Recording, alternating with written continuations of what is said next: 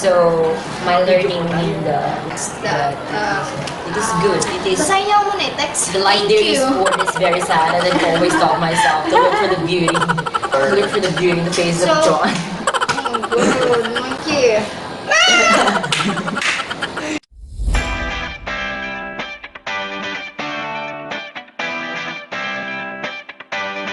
Hi guys! So, good morning everyone. We are the Chamble.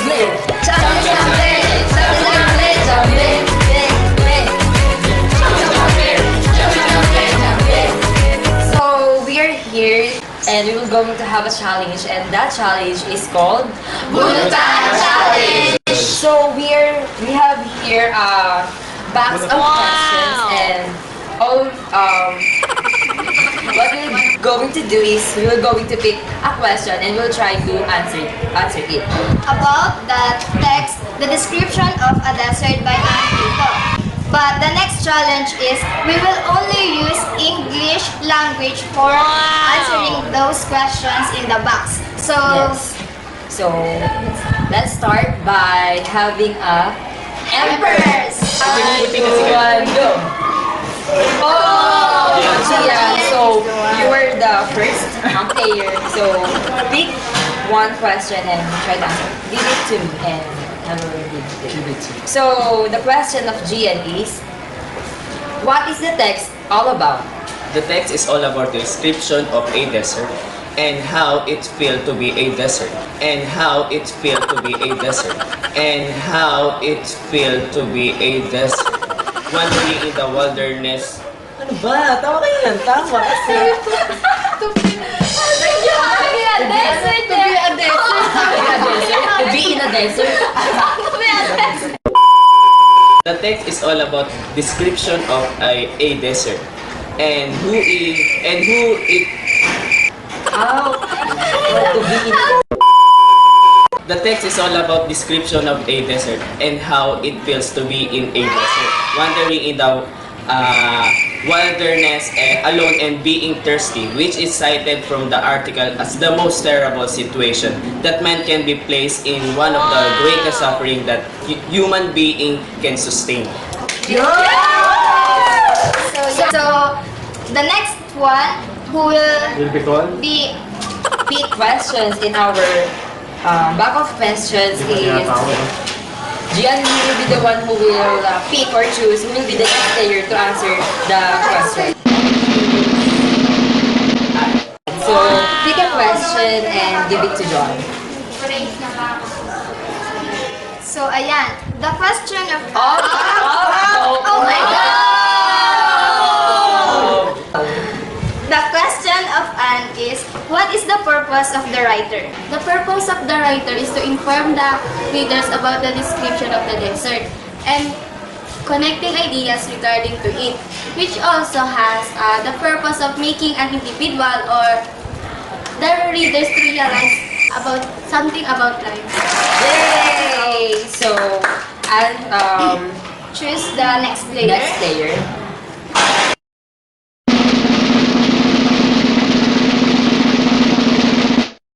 Rio. Okay, Rio. So you will going to pick a question and answer it. So question and give it.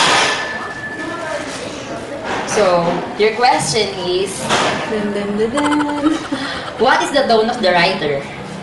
The tone of the writer is serious in terms of describing and descripting, which is showed from the...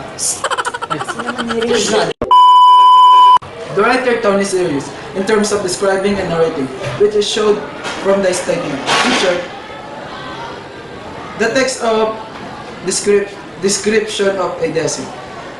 Okay, nice answer.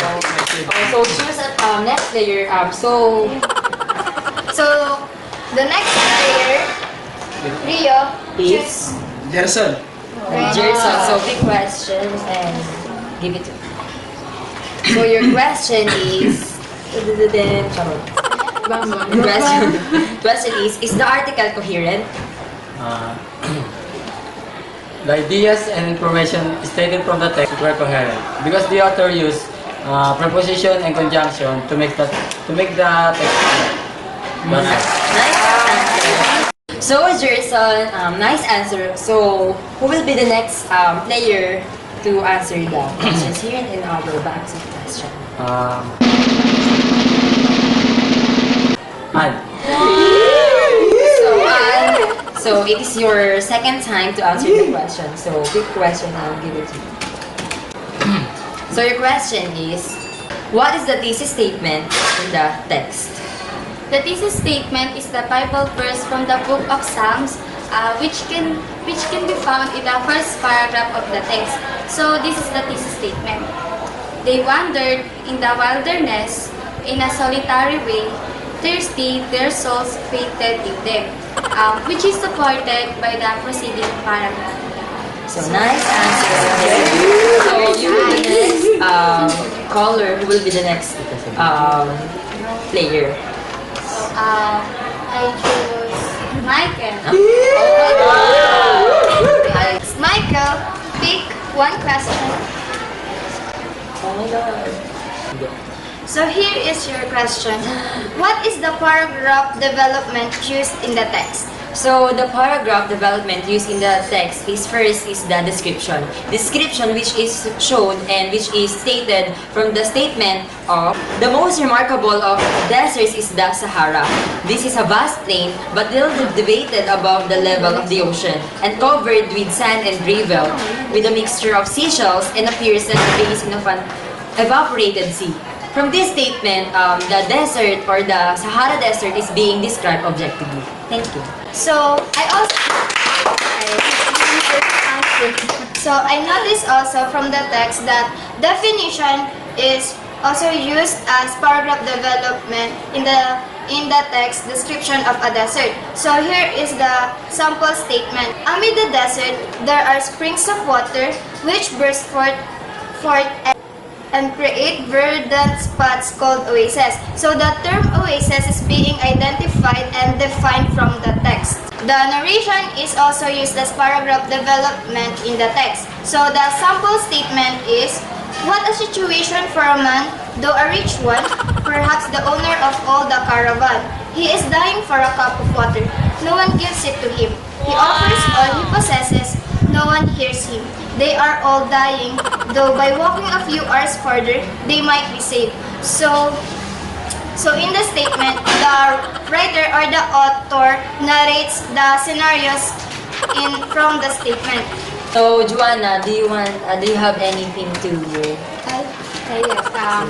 It is also used comparison and contrast as a paragraph development. Which is used in the statement, storms of wind are more terrible on this desert than on the ocean. The things that are being compared are the winds on the desert and wind on the ocean. So Joanna, you are the last player who answered the previous question. So you are the one who will pick or choose the next player. I choose Ruel.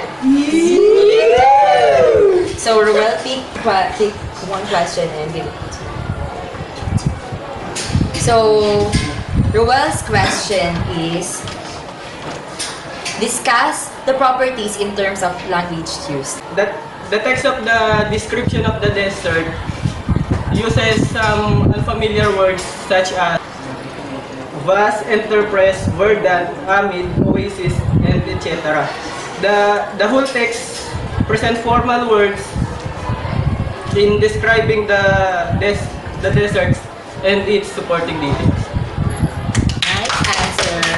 So Ruel, choose the next player. I choose Michael. one question. So this. So Michael, your question is, discuss the properties in terms of mechanics of the text. So thank you for that wonderful question. So, the author used correct grammar, punctuations, as well as capitalizations so that we readers easily understand the point of the writer. Okay? So For the last question, So- Michael pick or choose. So I choose Joanna. Wow. So you're going to pick a question and give it to me. So your question is discuss the properties. Discuss. So what's discuss of? Discuss the properties in terms of the organization of the text. The text is well organized, and the given information by the author is well structured, and it is arranged properly in each paragraph. So it is also arranged in chronologically, so that it gives more interest to the readers. Nice answer.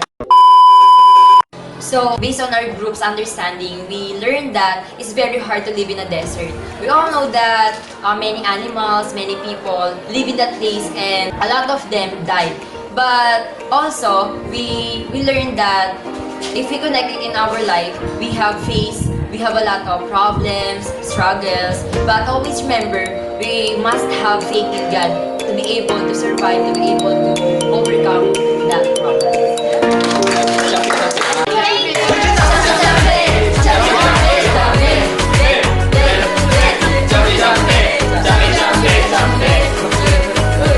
So that would be all for today. Hope you enjoyed our vlog for today. So don't forget to subscribe. Subscribe.